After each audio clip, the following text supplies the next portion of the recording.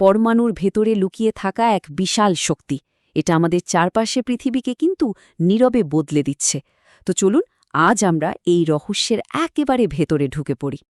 কখনো কি মনে প্রশ্ন এসেছে যে বিজ্ঞানীরা কিভাবে কোটি কোটি বছরের পুরনো ডাইনোসরের ফসিলের বয়স এত নিখুঁতভাবে বলে দেন?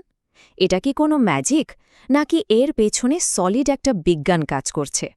মজার ব্যাপার হলো, এই বিশাল রহস্যের সমাধান কিন্তু কোনো পাথরের স্তরে খুঁজে পাওয়া যায় না। এর উত্তরটা লুকিয়ে আছে ওই ফসিলের একদম ভেতরে, তার অতি ক্ষুদ্র কণার মধ্যে। হ্যাঁ, একদম ঠিক।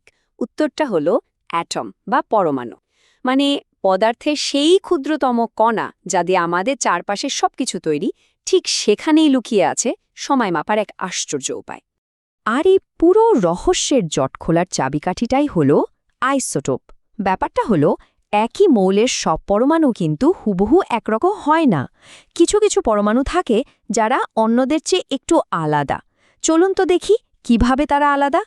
সহজ করে বললে, আইসোটোপগুলো হলো অনেকটা একই পরিবারের ভাইবোনের মতো। তাদের সবার প্রোটন সংখ্যা সমান, মানে তাদের পরিচয় একই, তারা একই মৌল। যেমন কার্বনের সব আইসোটোপই কার্বন, কিন্তু তাদের মধ্যে নিউট্রনের সংখ্যাটা আলাদা হয়। আর ঠিক এই কারণেই তাদের মোট ভরটাও একটু এদিক ওদিক হয়ে যায়। আচ্ছা, ব্যাপারটা আরেকটু সহজ করে বোঝা যাক। সবচেয়ে সহজ উদাহরণ হলো হাইড্রোজেন, তাই না? চলুন ওটা দিয়েই দেখি। এই যে দেখুন, এটা হলো হাইড্রোজেনের সবচাইতে কমন ফর্ম। এর নাম প্রোটিয়াম। এর নিউক্লিয়াসে জাস্ট একটা প্রোটন, কোনো নিউট্রনই নেই। এবার পরের জনকে দেখুন, এর নাম ডিউটেরিয়াম। এখানে কি হয়েছে? একটা প্রোটনের সাথে একটা নিউট্রন যোগ হয়েছে। তার মানে এটাও কিন্তু হাইড্রোজেনই, তবে প্রোটিয়ামের চেয়ে একটু ভারী। আর এই হলো পরিবারের তৃতীয় সদস্য, ট্রিটিয়াম। এর নিউক্লিয়াসে একটা প্রোটনের সাথে আছে দুটো নিউট্রন।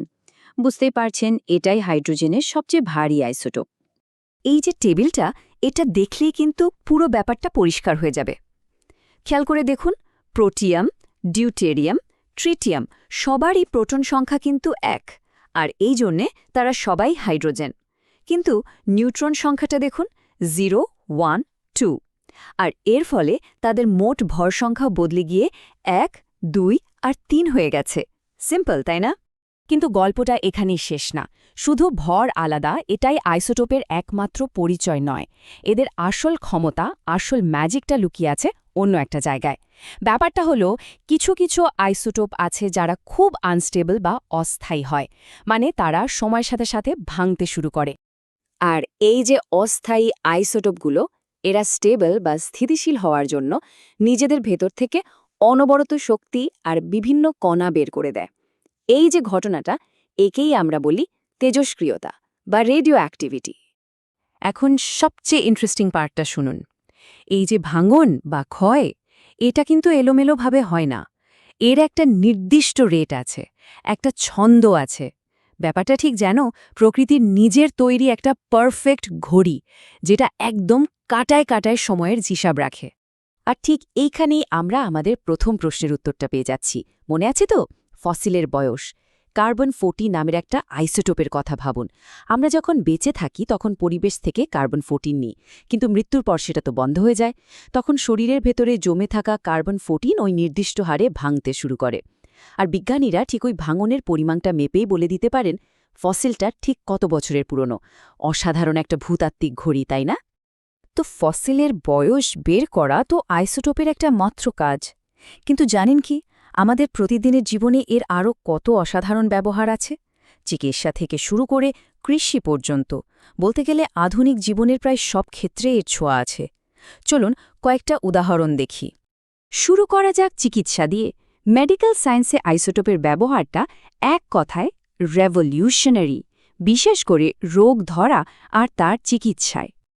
ভাবুন একবার, তেজস্ক্রিয় আইসোটোপ ব্যবহার করে ডাক্তাররা শরীরের একেবারে ভেতরের সূক্ষ্ম রক্তনালীতে কোনো ব্লক আছে কিনা তা ধরে ফেলতে পারেন। এখানেই শেষ নয়, এটা দিয়ে শরীরের কোথায় ক্যান্সার কোষ লুকিয়ে আছে তা খুঁজে বের করা যায়, আবার টার্গেট করে সেই কোষগুলোকে ধ্বংসও করা যায়। এমনকি আমরা যে অপারেশনের যন্ত্রপাতি ব্যবহার করি, সেগুলোকে জীবাণুমুক্ত করতেও কিন্তু এর রশ্মি কাজে লাগে। এবার আসি কৃষিক্ষেত্রে। আমরা যে খাবার খাই সেই খাবার উৎপাদনেও কিন্তু আইসোটোপের একটা বিশাল ভূমিকা আছে। ব্যাপারটা হয়তো আমরা অনেকেই খেয়াল করি না। কিভাবে? আচ্ছা, যেমন ধরুন ফসলের ক্ষতি করে এমন পোকামাকড় নিয়ন্ত্রণ করতে বা জমিতে ঠিক কখন আর কতটা সার দিতে হবে সেটা নিখুঁতভাবে জানতে, এমনকি আরও ভালো জাতের বীজ তৈরি করতেও কিন্তু তেজস্ক্রিয় আইসোটোপ ব্যবহার করা হয়। তো ফসল তো ফলানো হলো, কিন্তু এরপর সেই খাবারকে দীর্ঘদিন ভালো রাখতেও কিন্তু আইসোটোপই আমাদের ভরসা। ব্যাপারটা হলো তেজস্ক্রিয় রশ্মি ব্যবহার করে খাবারের মধ্যে থাকা ক্ষতিকর ব্যাকটেরিয়া আর জীবাণুকে মেরে ফেলা হয়। এর ফলে কি হয়, ফলমূল, শাকসবজি, এমনকি মাংস পর্যন্ত অনেক দিন ধরে সতেজ আর খাওয়ার জন্য নিরাপদ থাকে। তাহলে বুঝতেই পারছেন, পুরো আলোচনা থেকে একটা জিনিস একদম পরিষ্কার: পরমাণুর এই যে বিশেষ রূপ, মানে আইসোটোপ, এটা আমাদের জীবনে একটা অদৃশ্য কিন্তু বিশাল শক্তিশালী প্রভাব ফেলছে। কোটি বছরের পুরনো ফসিলের বয়স জানা থেকে শুরু করে আজকের দিনের আধুনিক চিকিৎসা, উন্নত কৃষি আর আমাদের খাবারের নিরাপত্তা, সবখানে আইসোটোপের অবদানকে অস্বীকার করার কোনো উপায়ই নেই। পরমাণুর এই ছোট্ট জগতের জ্ঞান আমাদের মানব সভ্যতাকে অনেকখানি এগিয়ে দিয়েছে। কিন্তু এখানেই তো শেষ নয়।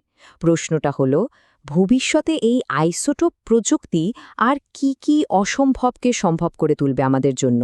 ভাবার মতো একটা বিষয়, তাই না?